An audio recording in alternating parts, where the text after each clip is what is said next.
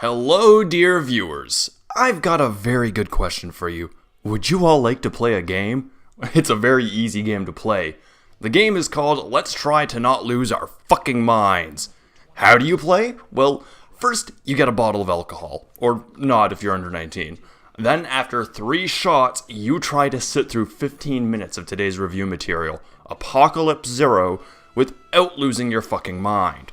What happens after you see something that causes you to lose your mind a little? You take a shot and reset the counter until you see something that would usually break the minds of lesser mortals. Now, what's that I hear you say? Ben the Sage has already reviewed Apocalypse Zero. Well, I reviewed Kashan before he did, and reviewers' dibs is a bullshit rule anyways.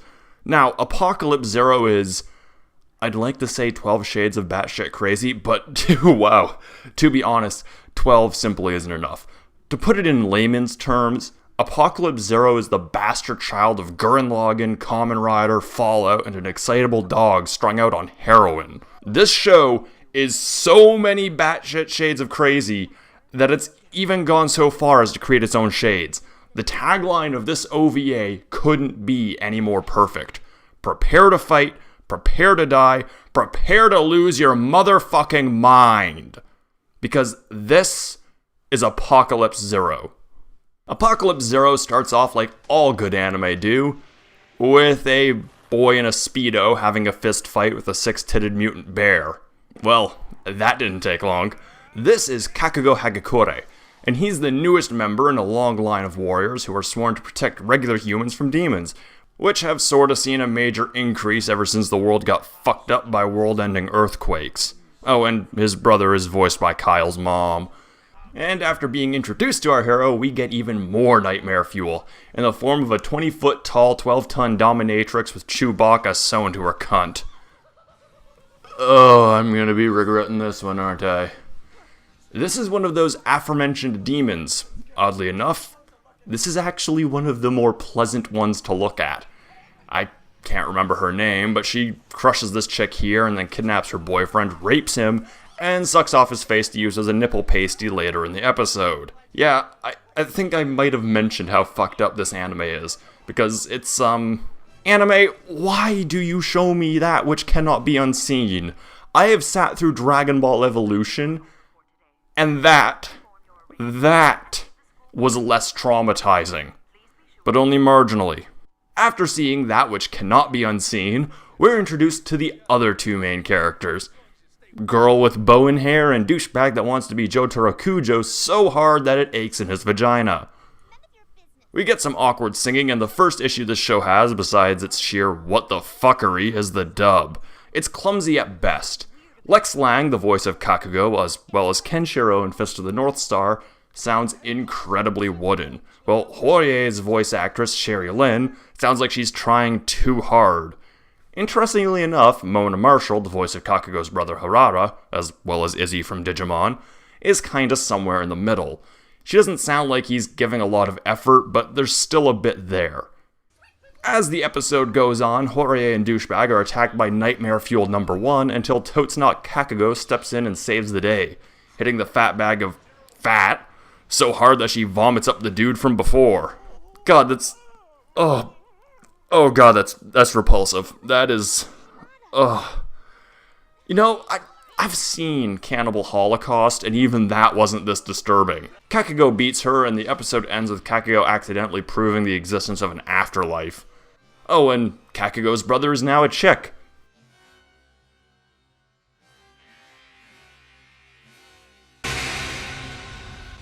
I am not human. My ultimate goal is beyond the superficial of good and evil. I have only one dream: to create a utopia on this dying planet where everything forms a harmonious whole. Harmony between yellow sand and green vegetation. Harmony between water and light and wind. Harmony so that the foggy mist between heaven and earth is gone and everything is united as one, as it should be. For this to happen, there is only one thing we must do: destroy humankind. Those awful 2-legged animals who cruelly persecuted you and thoughtlessly damaged our environment. Whoa. Dial it back a fucking notch. I mean, you cannot show me some steroid-enraged Kamen Rider punching a morbidly obese dominatrix so hard that she vomits up more skeletons than there are people in Detroit, and then try to force feed me some Captain Planet environmentalist bullshit story and expect me to take it seriously.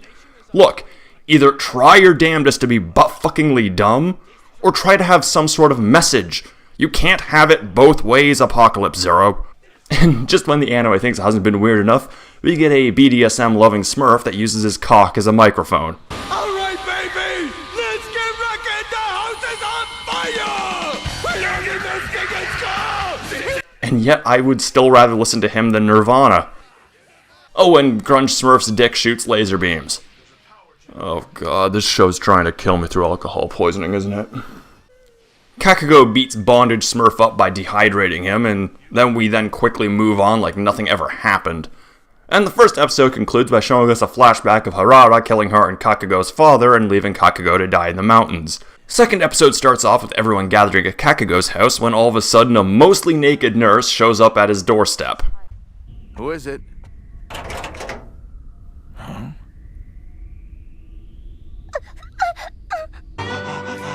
Hello, nurse!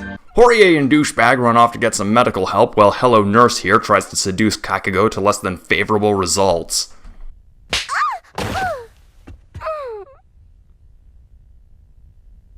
Didn't anyone ever tell you that it's impolite to sit on the place that you prepare your food? Okay, I'm sorry. I love how he slaps her for sitting on his counter and not for trying to fuck him. But, of course, we saw earlier when her cunt ate a dude's hand, so we know she's not exactly normal. But just when we think it can't get any weirder, it does.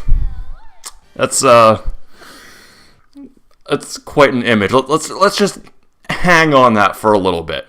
A demonic nurse with giant missile tits and the face of Booster from Super Mario RPG for a vagina. How the fuck am I supposed to react to this?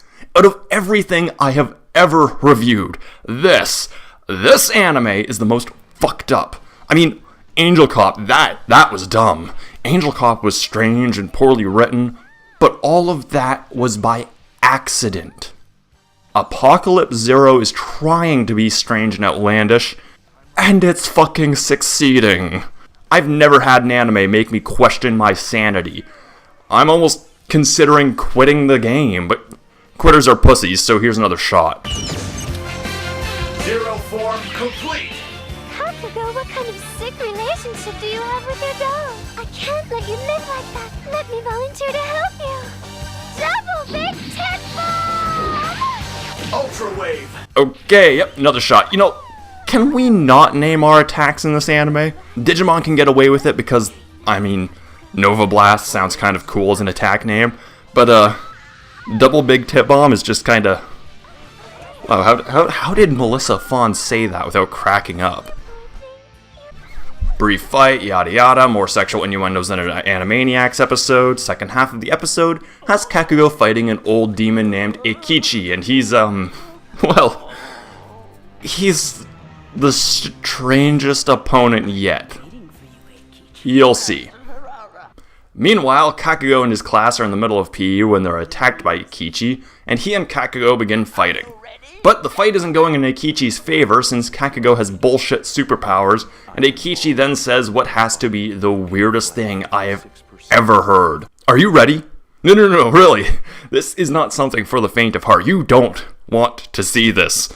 I'm certain you don't want to see this. I don't even need to ask if you want to see this because you don't. You know, I'm sure Matt Our Life has a good video out. I mean, he might, you know, you never know. It happens. You know, maybe. Like, just sort of click on the screen, you know, just go to one of his videos. It would be much easier to get out of your mind than what you're about to see and hear next. I assure you. Okay, your sanity. It's been a long time since I've met such a feisty young man.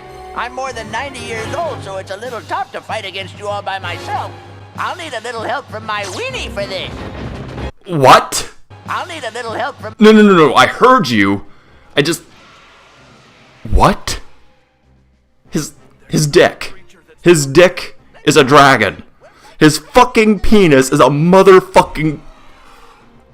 It's literally a fucking dragon. It is a dragon for fucking. And you want to know the worst part?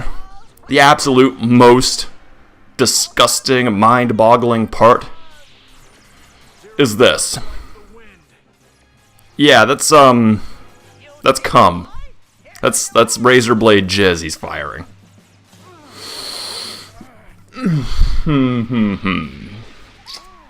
That's another shot. His dick. His dick is a dragon. No, what? What? I went from Wookiee cunts to microphone members to Muppet muffs, and now dragon dicks. The alliteration is real, and the killer cum is just... It's icing on the cake of what the fuckery. Is this what hell looks like? Is this what it's like to gaze into the depths of Cthulhu's asshole? Douchebag nearly dies while giving Kakugo his armor and quickly turns the tides against Eikichi, and Harada takes over Eikichi's body for the final battle. The fight between Kakugo and Harada is, well, okay, fucking awesome to say the least. One thing this anime didn't skimp out on is the action. It really is well done, especially this final battle. And then midway through the fight, Kakugo gets some of the weirdest advice from the ghost of his dad. I'm not as skilled as Harara, and I know I never will be. Kakugo, do you remember? Do you remember the story that I once told you about a tortoise who won a race running against a hare? I remember. That wasn't just a fairy tale, Kakugo. What? How does the story of the tortoise and the hare have anything to do with this? Is he telling Kakugo to take it slowly? Well, if he goes slowly, he's not going to fucking survive. You know what? No. This line is so stupid, it's worth another 2 shots. We get a bit more backstory on Harara, and apparently she can change her gender at will through the power of... Doesn't really matter. Kakugo summons up all of his bullshit anime hero powers and manages to beat Harara by punching a hole through Eikichi's face. Insert Falcon Punch meme here. And that was Apocalypse Zero. Yeah, that's pretty much the end. Which, honestly, it was a lot of fun. For all the disgusting imagery and the sheer strangeness of everything, this show actually has a lot of good put into it. The animation is way better than it needs to be. Way better than it has any right to be. The fight choreography is... It's not Street Fighter 2 the motion picture, but very few things are.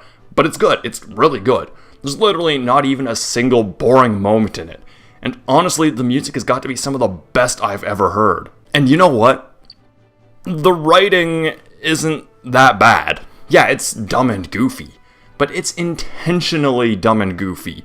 It's Gurren Lagann kind of writing. The show knows who it's aiming itself at, and unlike shows like JoJo's Bizarre Adventure, it doesn't come across as trying too hard or desperate, since the show can actually get some serious moments across. Now, if gore's not your thing, you will not enjoy this anime. At all. This is not an anime meant for the faint of heart, but if you're okay with seeing that which can't be unseen and can handle more gore than Sam Raimi can imagine, then I highly suggest picking this classic up if you ever see it in a shop. You will not regret it. Now, I've got absolutely no idea what I'll be reviewing next, or even when I'll be reviewing it. Life has been all sorts of hectic lately, and it's been pretty challenging to get worthwhile content out on a consistent basis. Hell, I've even had to cancel reviews because I couldn't find time to make them the best they could possibly be.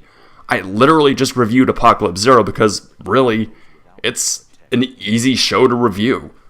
I would love to do another Tatsunoko month, so I think the next video I do will definitely be the start of another Tatsunoko month. I'll see you then.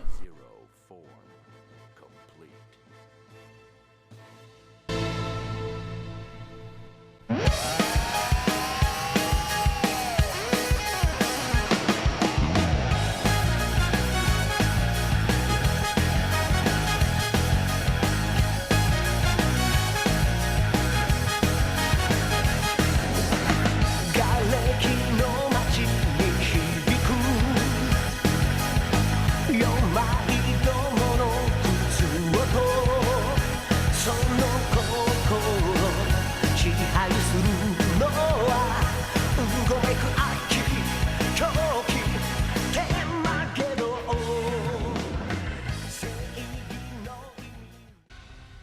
am not human. My ultimate goal is beyond the superficial of good and evil. I have only one dream. To create a utopia on this dying planet where everything forms a harmonious whole. Harmony between yellow sand and green vegetation. Harmony between water and light and wind. Harmony so that the foggy mist between heaven and earth is gone and everything is united as one, as it should be. For this to happen, there is only one thing we must do. Hold the bake sale?